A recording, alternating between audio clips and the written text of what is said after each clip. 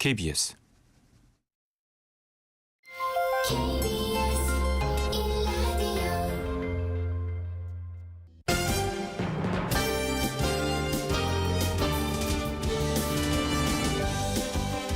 KBS 1라디오 신성원의 오늘 세계는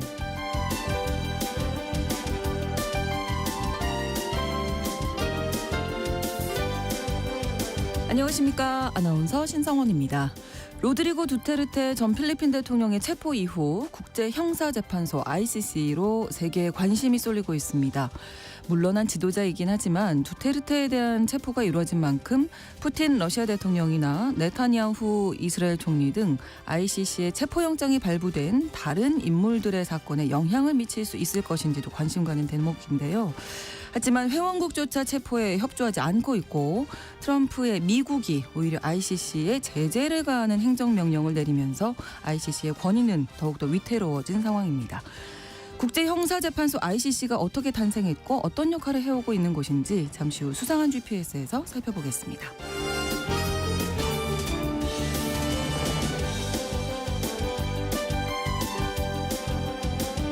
오늘 주목할 국제사회 뉴스는 헤드라인 뉴스와 키워드로 정리해드립니다. 통신원 취재수첩 중국 소식 준비하고 있는데요. 요즘 중국은 한편의 애니메이션으로 극장가가 떠들썩하다고 합니다. 바로 너자2라는 작품인데요. 일반적으로 중국에서 크게 흥행한 작품에는 애국주의 소비 덕분이다 이런 평가가 꼬리표처럼 따라붙었는데 이번에는 다르다고 합니다. 이 작품의 흥행 비결 통신원 연결해서 알아보겠습니다. 3월 21일 금요일 KBS 1라디오 신성원의 오늘 세계는 시작합니다.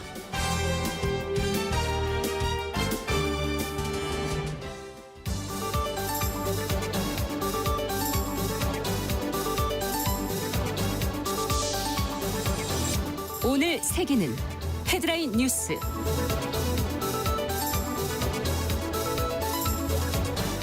러시아와 우크라이나가 24일 사우디아라비아에서 미국과 각각 만나 회담을 진행하기로 했습니다. 우크라이나 전쟁 휴전 협상이 본격적으로 논의될 것으로 보이는데요.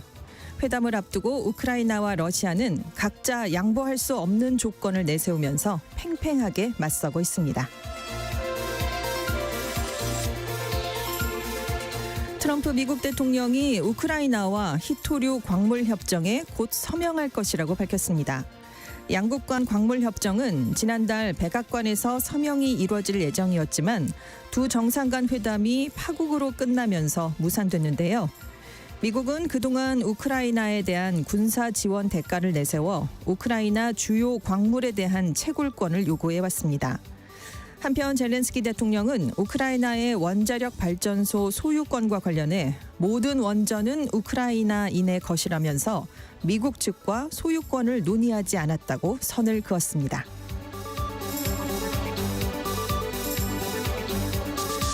트럼프 미국 대통령이 이란에 2달 시한을 제시하면서 핵 협상을 촉구한 가운데 미국과 이스라엘이 조만간 백악관에서 고위급 전략 대화를 개최할 예정입니다.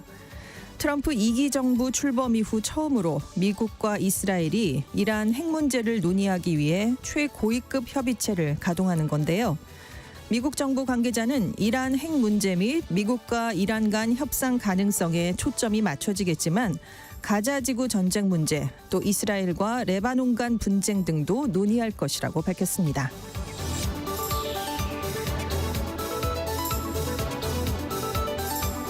이스라엘군이 18일부터 가자 지구에 대한 공습을 재개한 이후 사흘 동안 500명 이상이 사망했다고 가자 지구 보건부가 밝혔습니다.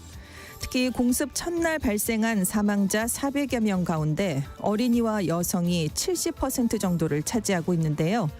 부상자도 속출하면서 가자 지구의 의료 체계도 한계로 내몰리고 있습니다.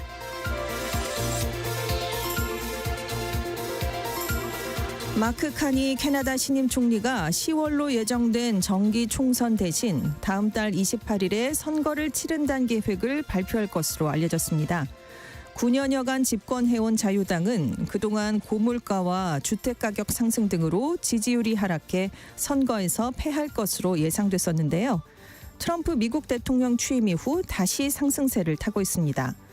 특히 관세 압박과 더불어 캐나다를 미국의 51번째 주로 만들겠다는 트럼프 대통령의 발언이 캐나다인들의 반미 감정을 부추기면서 자유당에 우호적으로 작용하고 있는 것으로 분석됩니다.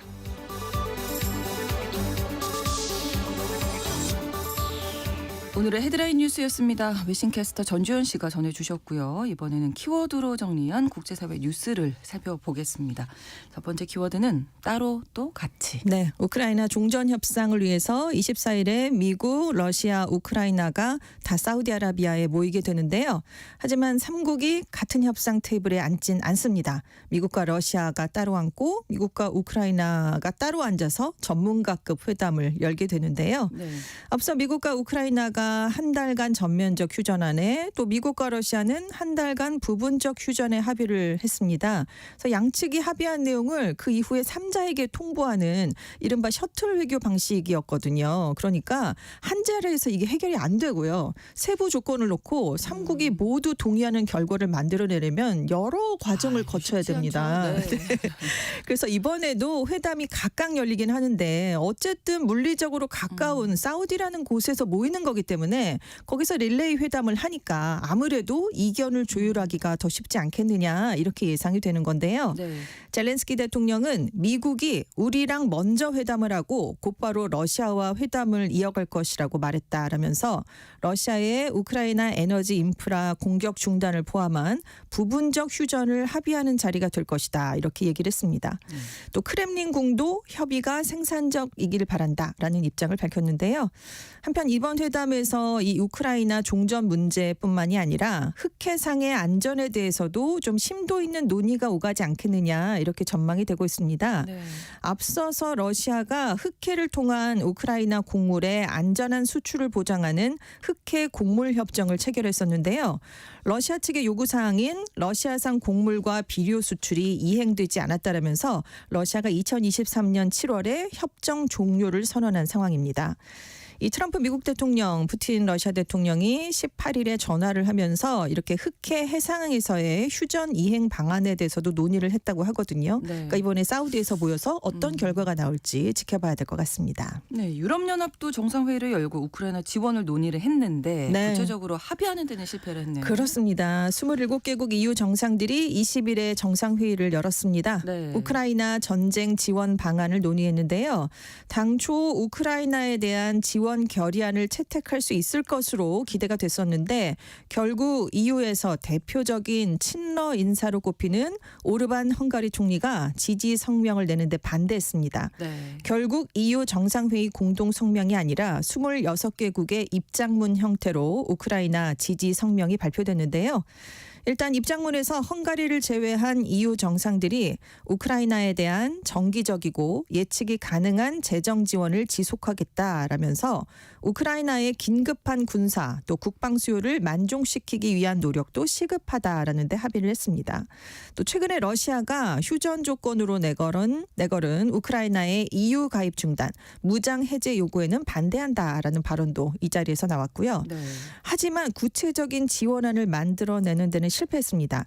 EU 각국이 경제 규모에 따라서 우크라이나에 총 400억 유로, 우리 돈으로 약 63조 7천억 원 규모의 군사 원조를 약속하자라는 제안이 나오긴 했는데 네. 이걸 국민 총소득에 비례하는 방식으로 돈을 내자 그렇게 얘기가 됐거든요. 그러니까 프랑스랑 이탈리아 등이 이건 그럼 우리 국가의 부담이 너무 크다라면서 반대를 했기 때문입니다. 네.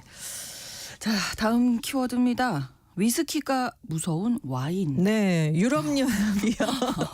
다음 달 1일로 예정이 돼 있었던 미국에 대한 보복 관세 부과 시점을 다음 달 중순으로 연기한다고 발표했습니다. 네. 워낙은 다음 달 1일부터 약 80억 유로, 우리 돈으로 약 12조 원 상당의 미국산 상품에 최고 50%의 추가 관세를 부과하는 1단계 보복 조치를 단행하겠다라고 발표를 했었거든요.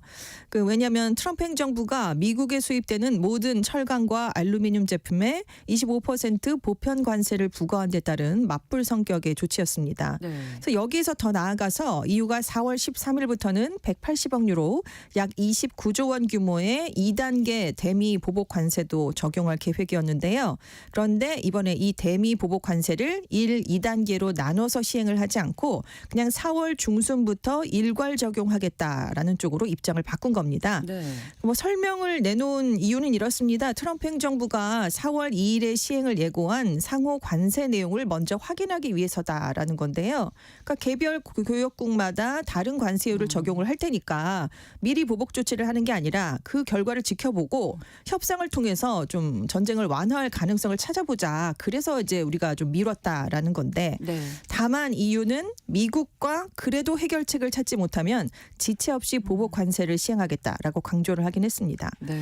근데 이제 그 내면을 좀 들여다보면 네네. 보복 관세 품목을 둘러싸고 EU 국가들 간에 좀 마찰이 있었기 때문이다라는 그렇군요. 소식이 들려왔는데요. 네. 왜냐하면 당초 1단계 보복 관세 품목에 미국산 버번 위스키가 포함이 됐었습니다. 네. 근데 이제 일부 국가들이 반발을 한 건데 왜냐하면 트럼프 대통령이 위스키 보복 관세 부과하면 그러면 미국이 모든 EU산 주류에 200% 관세를 부과하겠다라고 맞받았기 때문입니다. 와인이 또. 그렇죠. 문제죠. 왜냐하면 프랑스 같은 나라는 예, 예. 와인 수출을 미국에 어마어마하게 하기 때문에 지금 타격이 큽니다. 그래서 1단계 관세 품목에 위스키는 제외해야 된다라고 반발을 하고 있는 상황이었거든요. 네. 또 일부 유럽 국가들이 집행위원회의 단호한 대응을 지지한다라고 얘기를 하긴 했지만 EU에 이렇게 부메랑으로 돌아올 수 있는 품목들이 있으니까 보복 관세 대상 품목을 좀 신중하게 정해야 된다라고 얘기를 했던 것으로 알려졌습니다. 네. 근데 결국 모양새가 EU가 트럼프 대통령의 압박에 한 발 물러난 게 됐거든요. 그런 그래서 국가들이 네. 저희가 소식 전하면서 네. 많이 보게 됩니다. 그렇습니다. 그래서 당연히 비판이 나왔겠죠. 그러니까 EU가 일정을 아주 살짝 조정을 하는 것이다. 네. 최대 260억 유로 규모의 보복에 대비를 하고 있다는 점에서 영향력이 줄어드는 건 아니다라는 해명을 내놨습니다. 네. 자, 다음 키워드는 교육부엔 교육이 없다. 네, 말이 안 되잖아요. 네. 이 이유를 내세우면서 트럼프 미국 대통령이 20일에 연방 교육부를 해체하는 절차에 착수할 것을 지시하는 행정명령에 서명을 했습니다. 네. 서명식에서 행정부가 교육부를 폐쇄하기 위한 모든 합법적인 조치를 할 것이다. 교육부를 가능한 한 빨리 폐쇄할 것이고 교육 업무를 주 정부로 돌려보낼 것이다. 이렇게 얘기를 했는데요. CNN은 미국 역사상 대통령이 내각 부처 폐쇄를 추진하려고 시도하는 건 이번이 처음이다라고 보도했습니다. 네. 이번 행정명령의 내용은 이렇습니다. 교육 정책에 대한 주요 결정권을 연방정부가 아니라 주정부와 지역사회로 넘기고요. 그래서 궁극적으로 교육부를 전면 폐지하는 그런 내용인데요. 맥마흔 교육장관이 이미 교육부 인력의 절반에 해당하는 2,000명가량을 해고했습니다. 네. 또 수십 건의 교육부 연구 계약도 취소를 한 상황이고요. 자, 왜 이렇게 교육부 해체를 추진하느냐? 이게 대선 공약이었기 때문입니다. 네네. 트럼프 대통령은 교육부는 미국 교육에 도움이 안 된다라고 계속 주장하고 있는데요. 오늘도 서명을 하면서 45년간 미국이 다른 어떤 나라보다 훨씬 더 많은 돈을 교육에 지출을 해왔다. 학생 1인당 지출도 훨씬 더 많은데 성공의 측면에서 본다면 미국이 거의 최하위권에 속한다. 근데 이렇게 엄청나게 실패를 했는데도 교육부의 예산이 매우 짧은 기간에 600%나 증가했다. 이렇게 지금 비난을 했는데요. 네. 자, 일단 교육부 해체 행정명령이 내려졌지만 일단은 연방 장학금, 장애 학생에 대한 특수교육 지원 같은 교육부의 주요 기능은 그대로 일단 남겨집니다. 네. 그래서 이제 앞으로 다양한 다른 기관에 배분을 하겠다라는 건데요. 그렇지만 교육부를 전면 해체하려면 연방의회가 동의를 해줘야 됩니다. 그 네. 절차가 필요해요. 네. 근데 현재 상원에서는 공화당이 53석, 민주당이 47석을 확보하고 있는데 교육부 폐지를 하려면 최소 60표가 필요합니다. 공화당이 7표를 더 끌어와야 됩니다. 그러네요. 근데 민주당은 교육부 폐지하는데 동의를 하지 않고 있거든요. 그래서 아마도 통과되기가 쉽지 않을 것이다. 이런 전망이 나오고 있기 때문에 당분간 폐지가 되긴 좀 힘들 것 같고 네. 교육부의 기능을 축소하는 데 좀 초점이 맞춰질 것으로 보입니다. 이 교육계에서는 근데 당연히 반대하겠죠. 그렇죠. 네, 네. 교사 노조인 미국 교사연맹은 소송을 제기하겠다 이렇게 당장 나섰고요. 네. 의회가 학생과 그들의 가족들의 최선의 이익이 되는 방향으로 꼭 거부해 주기를 바란다라고 강조를 했습니다. 그럼 미국 여론은 어떠냐? 지난달에 입소스가 한번 여론조사를 해봤는데요. 미국 응답자의 약 65%는 교육부를 폐지하는 것에 반대했고요. 네. 찬성하는 의견은 30%에 불과했습니다. 백년지대기엔 교육의 어떤 네. 틀을 짜는 게 그렇죠. 연방 교육부가 하는 일일 텐데 네. 그렇군요. 뭐 여론조사 결과도 이렇게 나와서 그렇지만 뭐 연방 대법원이 말려도 그대로 하고 있고요. 네, 네. 트럼프 대통령은 계속 추진할 것 같습니다. 네. 그렇습니다. 다음 키워드 칼로 물 베다 땅까지 베겠네. 미국하고 멕시코 간의 물 분쟁이 이제 이렇게 될 것 같은데요. 네. 지금 미국 우선주의를 트럼프 행정부가 표방하고 있기 때문에 지금 물 분쟁이 어느 때보다 격화될 수 있다라는 전망이 나오고 있습니다. 네. 미국 국무부 안에 있는 서반구 담당 사무국이 20일자로 오늘부터 미국은 콜로라도강 강물에 대한 멕시코 티후아나로의 특별 공급 요청을 처음으로 거부한다라고 밝혔습니다. 네. 근데 이제 미국 당국이 1944년에 멕시코랑 양국 간 물 협약이라는 걸 체결했거든요. 근데 이 이행 조건을 멕시코가 지키지 않기 때문이다 이렇게 설명을 했는데 미국하고 멕시코가 육로로 국경을 길게 맞대고 있습니다. 그래서 이 국경 지역의 강물을 어떻게 쓸 것이냐, 어떻게 공유를 할 것이냐. 그래서 1944년에 협약을 맺었는데 네. 그래서 멕시코가 브라보강, 미국명으로는 리오그란데 강입니다. 이 유량 중에 3분의 1쯤을 매년 미국에 보내야 되고요. 반대로 미국은 콜로라도 강에서 매년 19억 세제곱미터의 물을 멕시코로 보내야 됩니다. 네. 근데 미국을 기준으로 브라보강은 남동부 지역, 콜로라도강은 남중부 지역 주민 생활에 영향을 좀 크게 미치게 되는데 다만 브라보강은 논의 당시에도 계절적 요인에 따라서 수량 변동이 심했다고 합니다. 그러니까 네. 뭐 매년 이걸 채우는 게 아니라 5년에 한 번씩 합산해서 할당량을 채우자 이렇게 합의를 했대요. 그러니까 1, 2년간 수량이 부족해도 나머지 3개년에 부족분을 더 채우면 되는 그런 그렇죠. 협약이었는데 문제는 최근 30년 동안 멕시코가 정해진 만큼의 물을 미국 쪽으로 보내지 못하게 되는 상황이 됐습니다. 비가 많이 안 왔나 보죠. 그렇습니다. 네. 그 기후 변화도 있고 네. 이제 멕시코도 북부 국경지대에서 산업이 그동안 많이 발달했어요. 농산물 재배량도 늘고 그러니까 여기도 물 수요가 급증을 하면서 그래서 멕시코가 97년부터 물 빚이 좀 쌓였습니다. 미국 쪽에. 네.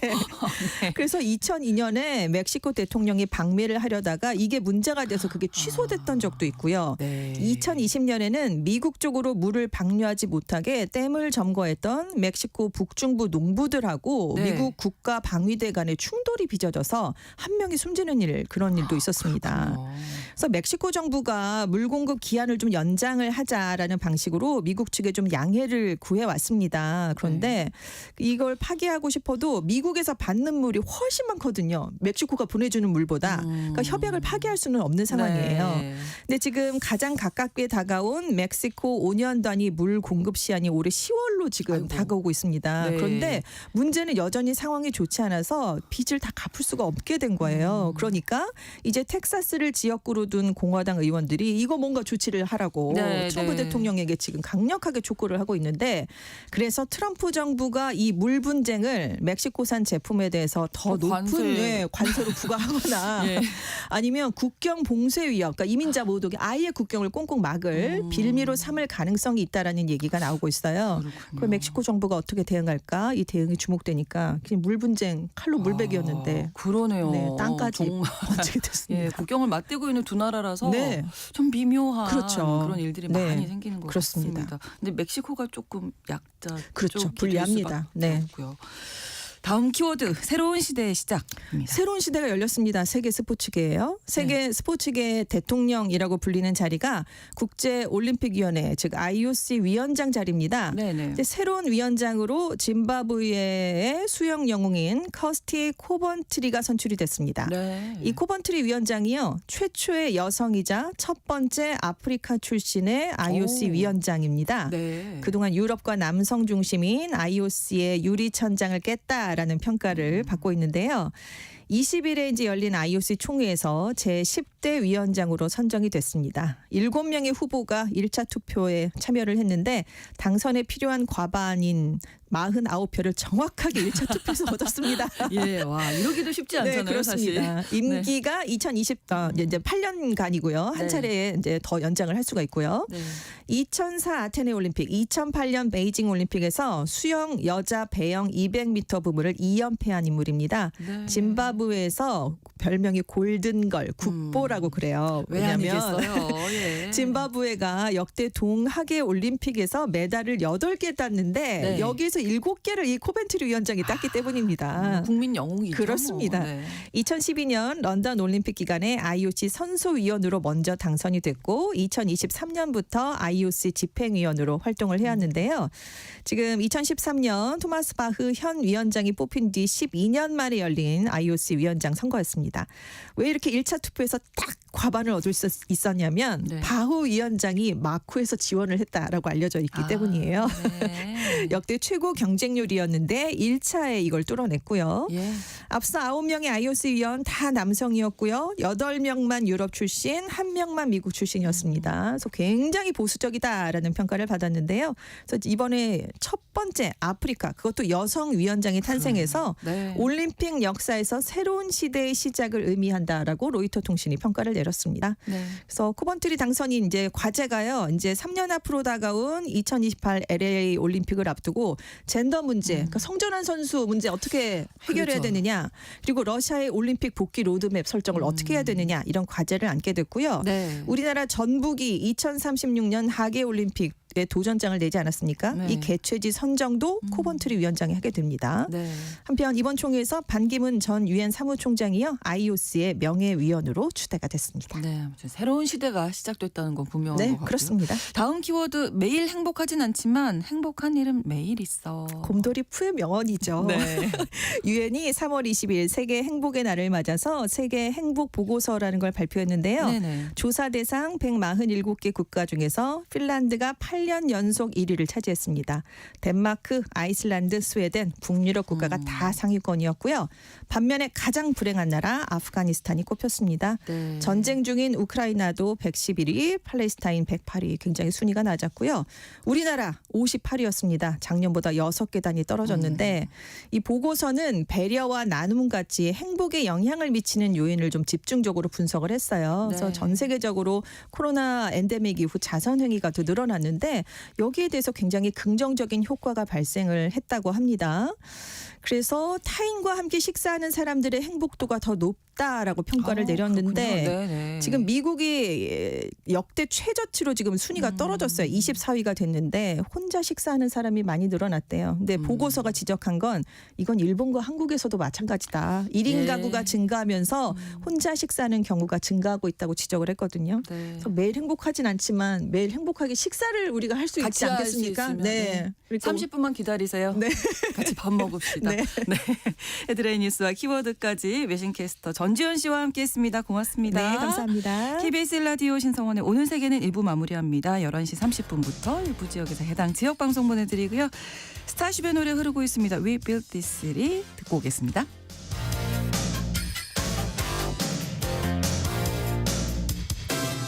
Say you don't know me, I recognize my face.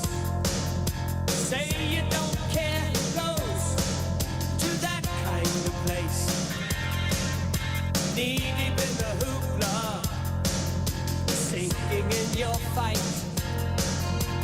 Too many runaways, eating up the night. Marconi plays the mambo. Listen to the radio. Don't you remember we built this city?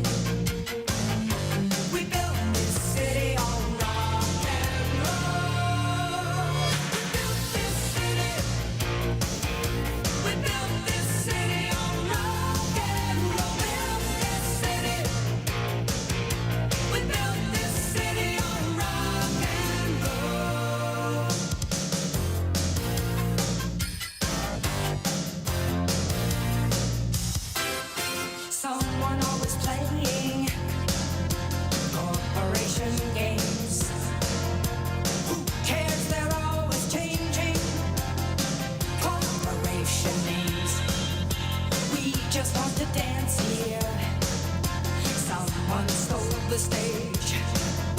They call us irresponsible. Write us off the page. Marconi plays the mama. Listen to the radio. Don't you remember? We built this city. We built this city on rock and roll. We built this city. We built this city on rock and roll. Built this city. We built this city on rock and roll. 지금 시각은 11시 30분입니다. KBS Ladies and gentlemen. 국제사회의 다양한 뉴스를 한눈에 KBS 1라디오 신성원의 오늘 세계는 세계를 바로 보는 최소한의 투자입니다.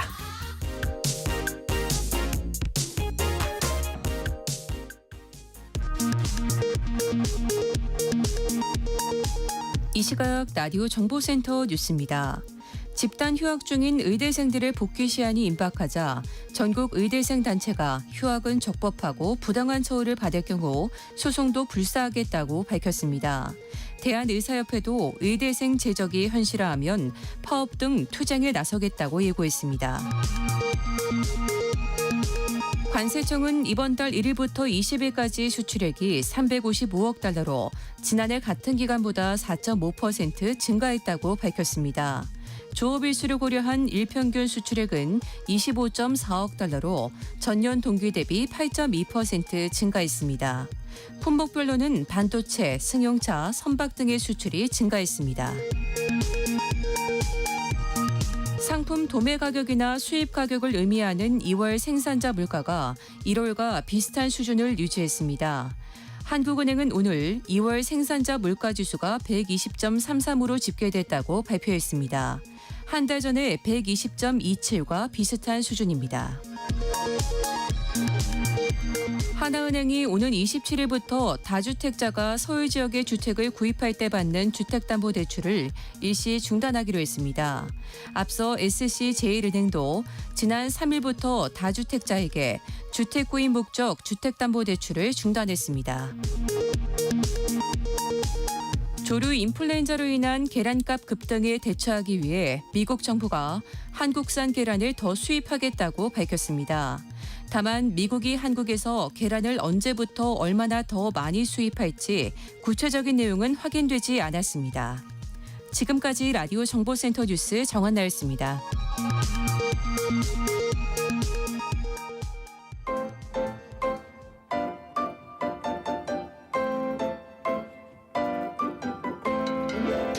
통신원 취재 수첩.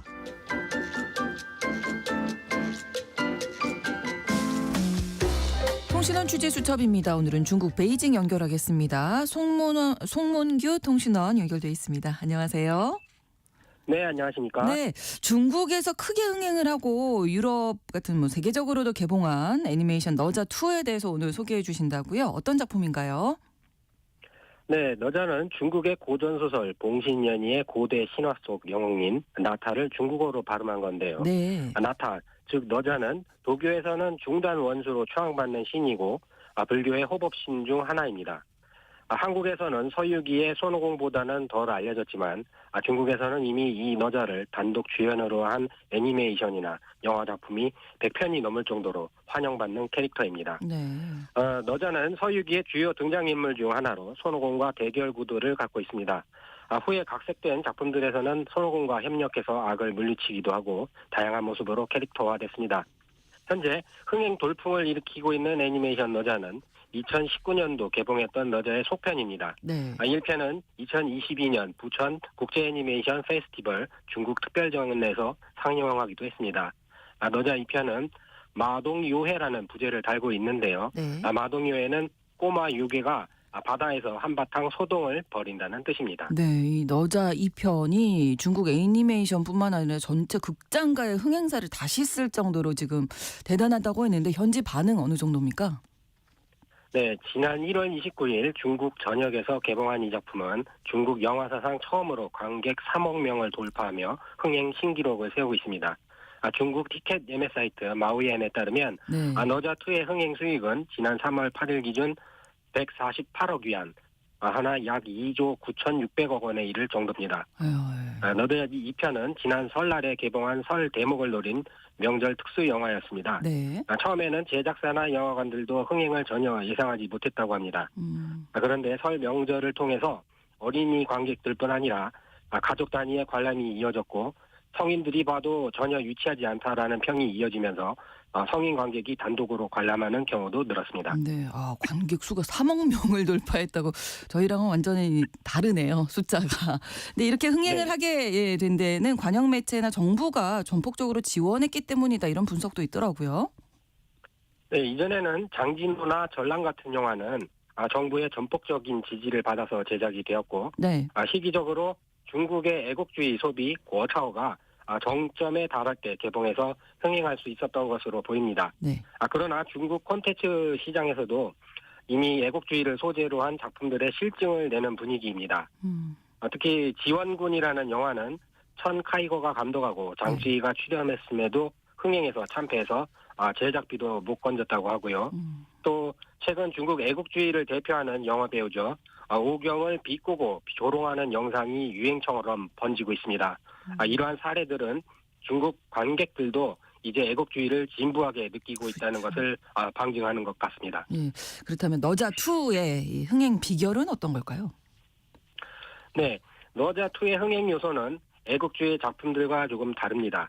일단 중국의 전통을 내세울 수 있는 설화를 원작으로 하기 때문에 정치적 메시지를 배제했고 네. 그 결과 정부 당국의 심의를 통과하기 쉬웠을 거고요. 네. 또 1편이 중박 정도의 흥행을 했기 때문에 고정 팬도 확보되어 있을 것입니다.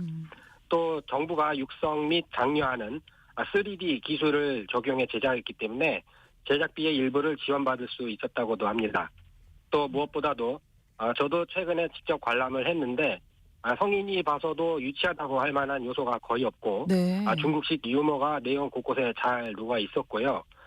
작화나 색채, 3D 기술이 헐리우드나 일본 애니메이션에 비해 전혀 뒤지지 않는다는 느낌을 받았습니다. 그렇군요. 무엇보다 중국적 색채가 잘 살아나서 중국 관객이 좋아할 만하겠다는 생각도 들었습니다. 네, 사실은 영화계에서 1편을 뛰어넘는 2편 쉽지 않다 이런 속설 이런 것들이 있었는데 그걸 뛰어넘었네요. 근데 아마 네, 너자2의 흥행이 하루아침에 이루어진 것 같지는 않고요. 중국 애니메이션 역사가 또 의외로 탄탄하다고요. 네, 헐리우드엔 디즈니나 픽사, 일본엔 지브리 같은 애니메이션 스튜디오가 있는 것처럼 네. 중국도 대표하는 애니메이션 스튜디오가 있습니다. 바로 상하이 애니메이션 필름 스튜디오인데요.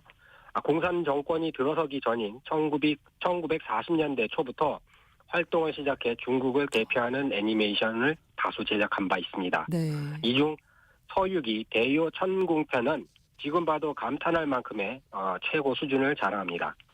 중국 애니메이션계도 2000년대 초반엔 미국과 일본 애니메이션 작품의 하도급 제작 국가 과정을 거치는 동안 기술력을 축적해서 네. 자체 제작을 하긴 했지만 미국과 일본 캐릭터 베끼기에 급급하던 시절이 있었습니다. 그런 이제 짝퉁 캐릭터들이 해외에서 이제 비판을 받자 네. 중국 정부는 중국만의 캐릭터를 개발하라고 지시하면서 제작사도 연구를 거듭하다가 결국 답을 중국 고전에서 찾게 된 겁니다. 네네. 최근 통계에 의하면 2025년 2월까지 중국의 애니메이션 관련 기업은 18.3만 개에 달한다고 합니다. 이 많은 기업들이 제2의 너자2의 흥행을 꿈꾸며 네. 캐릭터와 스토리 개발에 몰두하고 있습니다. 네, 이렇게 오늘 중국 애니메이션에 관련된 이야기 전해주셨습니다. 오늘 고맙습니다. 네, 감사합니다. 네, 중국 베이징에서 송문규 통신원이었습니다.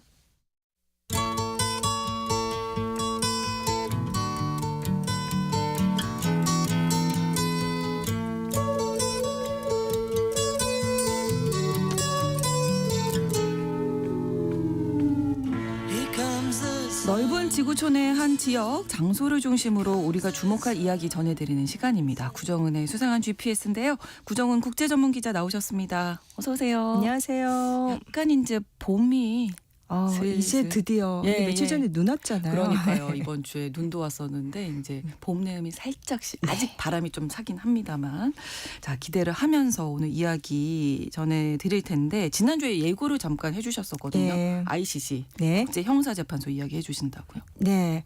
지난주에는 이제 두테르테 전 필리핀 대통령 체포된 소식 그리고 네. 필리핀의 정치 상황 마닐라 쪽으로 이제 가봤었는데요. 일단 지금 필리핀은 계속 시끄러운 것 같아요. 그렇겠죠. 네. 예, 그 마닐라 타임스 보도 보니까 상원에서 왜 두테르테를 잡아가지고 넘겼느냐 이래가지고 조사를 한다는 거예요. 그래서 이 페르디난드 마르코스 주니어 이 봉봉 마르코스 대통령의 누나가 이미 마르코스라고 그러니까 옛 독재자 마르코스의 딸이죠. 그렇죠. 상원의원이에요. 근데 이 사람이 조사를 주도하고 있다는 거예요. 자기 이 가문이- 남동생이 넘겨준 거나 예, 마찬가지인데 사이 안 좋다고 하지 않았나요 지금? 근데 이 남매가 사이가 더 안 좋은 것 같습니다. 그래서 그렇군요. 자기 남동생인 아. 대통령보다는 그 두테르테의 딸 사라 두테르테 네. 부통령 거기하고 워낙 친하대요. 이게 알 수가 예. 없다니까요. 이것이 참 이 족벌 정치 참. 근데 글쎄요 팔이 안으로 굽는지 밖으로 굽는지 모르겠는데 그래서 이미 마르코스 상원의원이 17일 성명을 보면은 이 사람이 지금 상원 외교위원회 위원장이라고 합니다. 내가 위원장으로서 국가를 깊이 분열시킨 두테르테 전 대통령 체포 사건에 대한 긴급 조사를 촉구한다. 그러니까 그냥 쉽게 생각하면 아니 어떻게 우리 대통령을 넘길 수가 있어? 그 절차가 그렇죠. 적법했느냐? 네. 그리고 두테르테 대통령의 인권이 보호됐는지를 살펴봐야겠다. 이 절차가 맞는지. 예. 참 이게 그러니까 동생인 대통령하고 먼저 좀 얘기를 나눠봐야 하지 않을까. 예, 그래. 허락을 한 두테르테가 거잖아요. 그만의 불법 행위를 저지를 땐 뭐 하고 있다가 그러니까요. 지금 두테르테 인권 지키기 위해서 그런 참. 상황입니다. 자, 그럼 ICC 어떤 곳인지 알아보겠습니다. 두테르테를 체포했잖아요. 예, 이제 헤이그로 옮겨가 봐야겠습니다. 네. 국제형사재판소 ICC 헤이그에 소재한 국제재판소죠. 네. 그러니까 다자간 협약인 그 로마 협약, 로마 규정이라고도 하고 그에 따라서 2002년에 설립됐는데 네. 유엔의 산하 기구는 아닙니다. 그렇군요. 이 유엔의 회원국들 가운데 로마 규약에 가입한 나라들이 회원국이 되는 겁니다. 그래서 여기서 조사, 기소, 재판하는 것은 4가지 범죄가 있습니다. 뭐 일반 살인죄, 영토분쟁 이런 것들이 아니라 그다음에 경제범죄라든가 뭐 이런 것들이 아니고 집단 학살.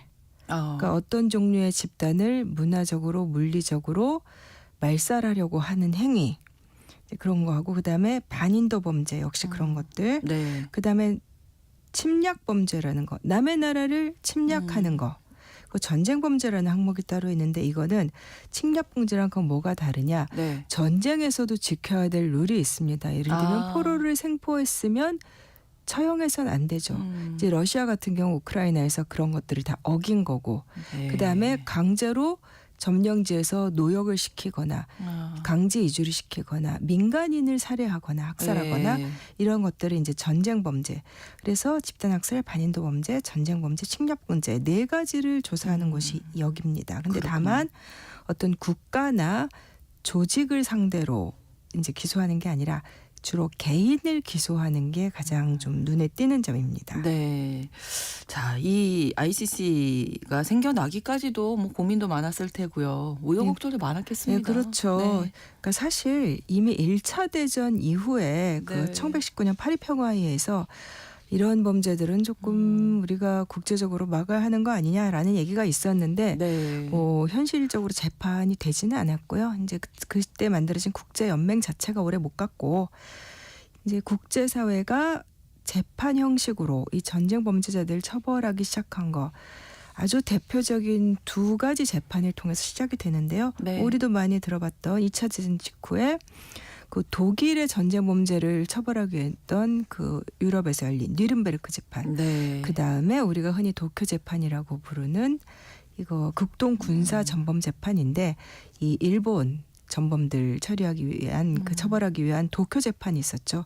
근데 다만 이 도쿄 재판 같은 경우는 미국이 혼자 했기 때문에 승전국에 의한 재판이라서 일본이 아직도 불만이 많은 거고. 근데 그래서 이때 뉘른베르크 재판에서 나치즘 근데 이때 재판할 때 이제 반인도주의 범죄, 우리가 인간으로서 가져야 될 것들 이런 것들을 말살시키는 범죄다라는 법적 범주가 만들어지기는 했는데 네. 사실 그때는 유대인 학살은 제목이 아니었어요. 아 정말요? 예, 오. 그때는 그 승전국들이 우리가 전쟁 때문에 받은 피해에 대한 이런 것들이었고 유대인 학살이 문제가 됐던 거는 나중에 현대 이스라엘 국가 세워지고 계속해서 그 범죄 개념이 다듬어져 왔던 거예요. 네. 이제 반인도 범죄라는 게 이제 구체적으로 어떤 이야기인지 좀 짚어주시면 좋을 것 그래서 같아요. 이 반인도 범죄라는 게 좀 애매하잖아요. 예. 그러면 살인과 뭐가 다르냐? 그렇죠. 개개인에 의한 살인과 사실 어떻게 보면 범죄가 뭔지에 대해서도 유사일에 계속해서 인식이 바뀌어져 왔잖아요. 네. 인권이란 기준이 이제 높아진 것처럼. 그렇죠. 그래서 반인도 범죄 개념도 이제 국제 관습법, 인권에 대한 관습법도 국제 인권법이라고 통칭하는데 뭐 이런 것들하고 그다음에 이제 각국에서 열리는 재판이라든가 국제법정이라든가 이런 걸 통해서 만들어지고 진화해 온 거예요. 제일 이제 대표적인 기준이라고 하면은 바로 이 ICC 설립 근거인 로마 교약에 나와 있는 건데 민간인을 대상으로 한 광범위하고 조직적인 공격. 이제 이것이 두테르테한테도 이 혐의가 적용이 되고 있는 거예요. 네. 그다음에 뭐 살인, 학살, 뭐 그다음에 노예로 만드는 거, 강제 추방, 그다음에 투옥, 고문, 성폭행, 뭐 그다음에 이제 강제적인 임신, 불임 시술 이런 거 다 포함됩니다.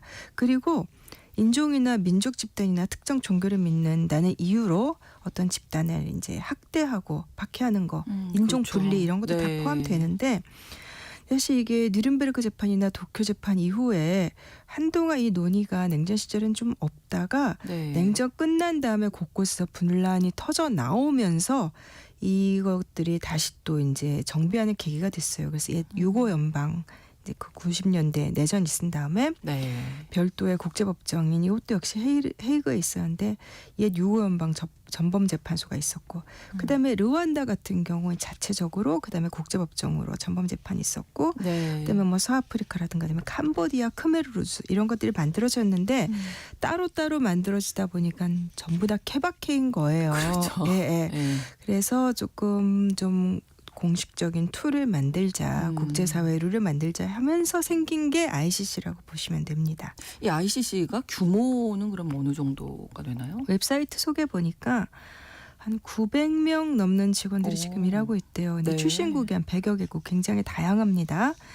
네, 헤이그에 본부가 있는데 이제 미국 뉴욕에는 유엔 본부에도 연락사무소가 하나 있고 그다음에 6개 국가사무소가 있어요. 네. 5개는 아프리카 나라들에 있고 하나는 우크라이나에 있고 이제 그렇군요. 현안이 있는 곳들. 네. 그다음에 지금까지 조사한 사건이 30건 넘고 체포영장 발부한 거는 뭐 60건 정도 됩니다.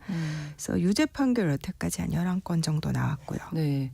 기소, 재판 이 절차가 아주 복잡하다면서요. 사실 굉장히 복잡한데 또 그렇게 안 하면은 또 반발이 워낙 많을 그렇죠. 테니까 이게 네, 적법하냐 네, 네. 마냐. 그래서 일단 고발장이 제출이 되면은 우선 예비 조사를 합니다. 일단 좀 보는 거예요. 이거 계속 조사할지 말지. 네.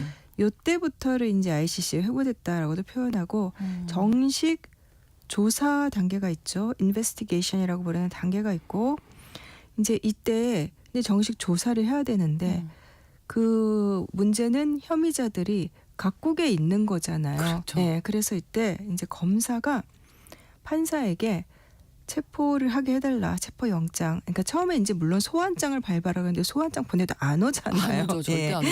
안 네. 오기 때문에 근데 체포영장을 발부하는 거고. 이제 그러고 나서 이제 수사 단계 거쳐서 재판 단계로 들어가면 네. 여기는 좀 다른 재판소와 달리 예비 재판 단계가 있습니다. 아. 왜냐하면 이 용의자들이 먼데 있고 그 다음에 이제 그래서 데리고 와서 이제 재판을 한다고 하더라도 전담 판사가 일단 용의자 신원과 혐의를 확인하는 이제 한국에서 재판할 때부터 뭐 인정신분 뭐 이런 것 얘기를 하는데 그래서 검사와 변호사 쪽의 답변을 듣고 나서 예비 재판에서 다시 한번 판사가 결정을 해요. 재판할 건지 말 건지. 예. 그 다음에 재판하고 그 다음에 여기는 2심제인데 뭐 사실상 예비 재판까지 따지면 뭐 3심제라고 볼 수도 있지만 어쨌든 공식적으로 2심제여서 재판한 다음에 항소심하고 그 다음에 형을 집행하는데 국제법정에 거기는 사형은 없습니다. 아, 네네.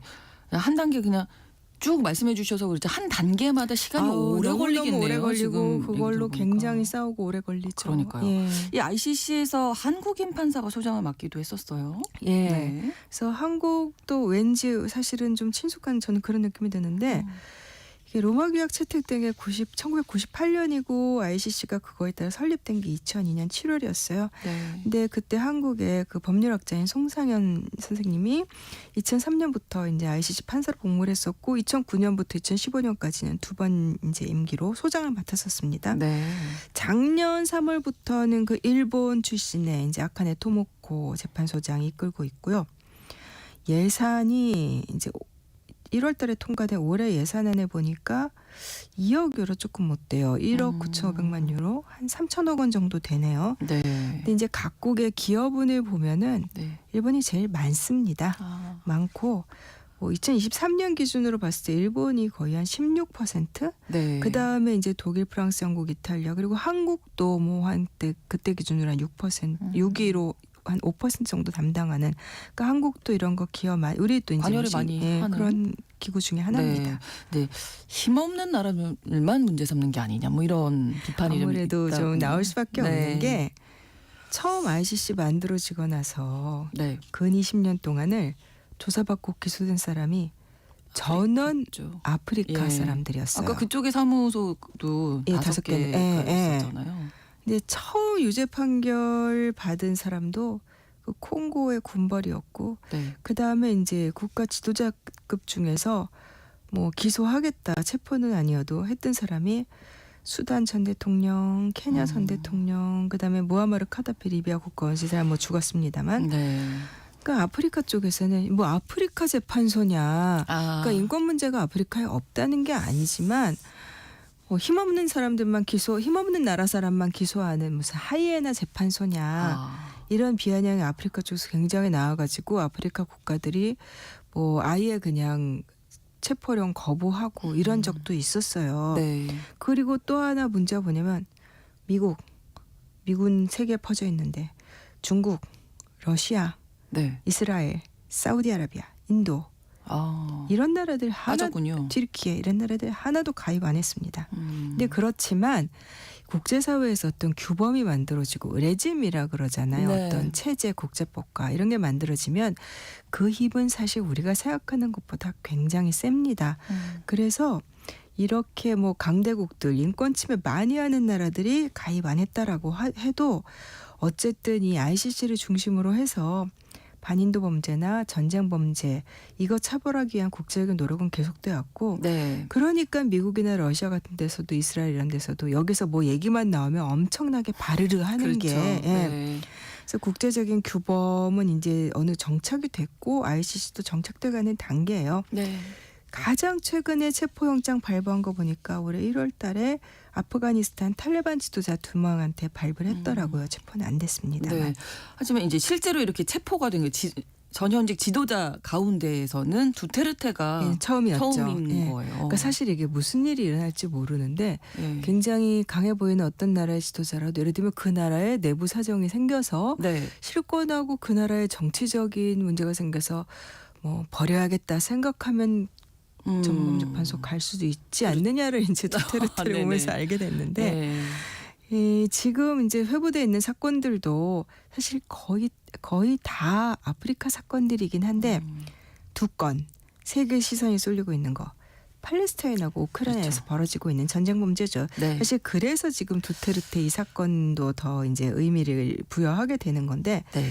2023년 3월에 ICC가 그 블라디미르 푸틴 러시아 대통령하고 그다음에 러시아에서 우크라이나 아동들을 납치를 많이 해가는데 그것과 관련된 여성 하나 이렇게 두 사람에 대해 체포영장을 발부를 했었어요. 네. 근데 러시아는 원래는 이 ICC 로마 규약 가입을 했었어요.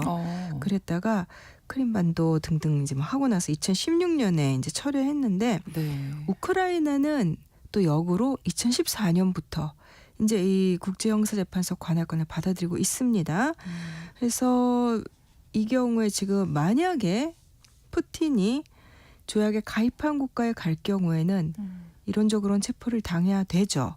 그리고 푸틴이 방문한 나라 쪽에서 아예 체포하려는 뜻이 없다 하더라도 러시아 입장에서 그 나라에 엄청난 정치적인 부담, 외교적인 부담을 주게 되니까 그렇죠. 네. 아무래도 안 가겠죠. 그래서 이제 그 남아공에서 열린 브릭스 정상회담에도 안 갔었고, 또 2024년에 ICC가 뭐 러시아 항공우주군 사령관, 흑해함대 사령관 또 추가로 체포영장을 발부하기도 했고요. 네.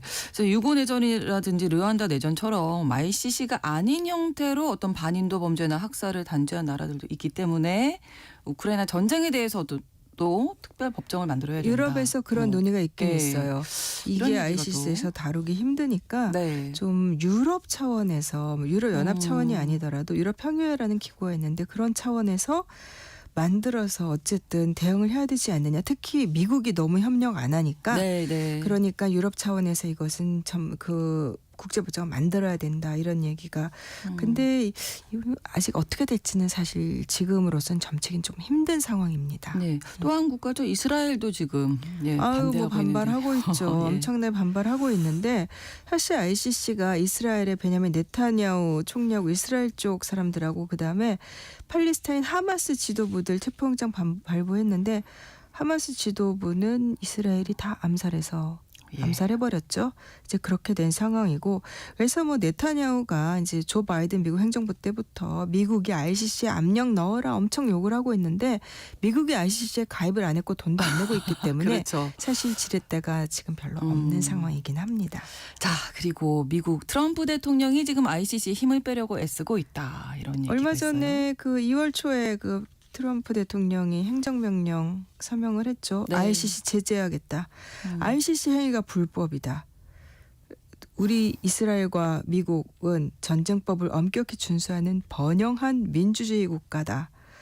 이 트럼프가 이렇게 행정명령 발동했을 때가 네타냐후가 워싱턴 방문하고 있을 때예요. 근데 그렇군요. 트럼프는 일기 때도 이런 식으로 ICC 검사들 제재했었고 네. 근데 그렇지만 미국이 바이든 행정부 때 우크라이나 전쟁 범죄 ICC가 처벌해라라고 막 나섰었는데 네.